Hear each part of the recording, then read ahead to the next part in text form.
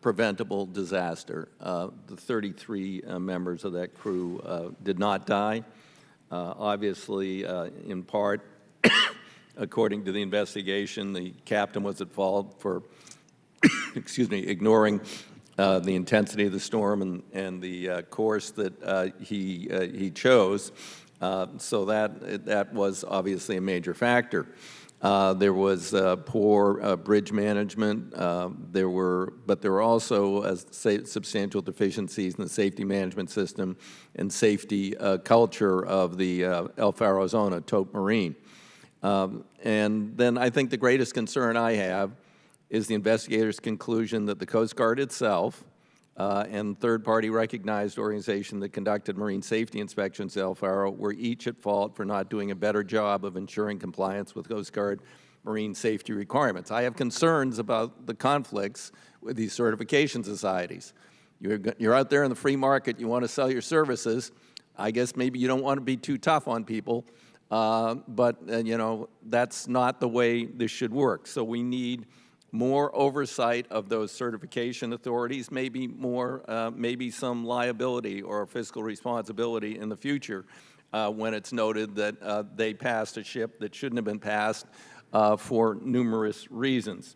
So this bill makes a number of corrective provisions to both address the findings of the Coast Guard and the NTSB and the action memo from former Commandant Zunkov.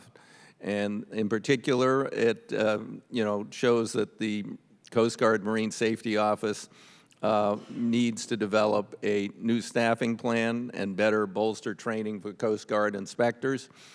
So since much of this is being done by third parties, they need to be able to do much stronger oversight of those through the Coast Guard's alternate compliance program.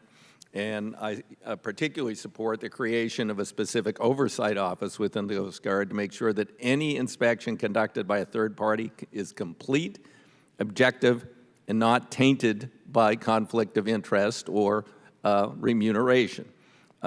So in closing, passing this legislation, it will be helpful. I don't believe it's the end of our work.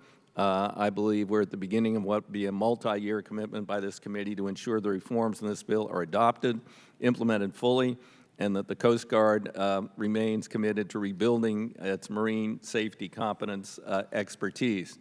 You know, maritime families that send their loved ones to sea, I represent half of the Oregon coast, including family members of the crew of the El Faro, should expect nothing less from us or from the Coast Guard. Again, I commend the sponsors of this legislation for their initiative, and I urge all members to support this legislation.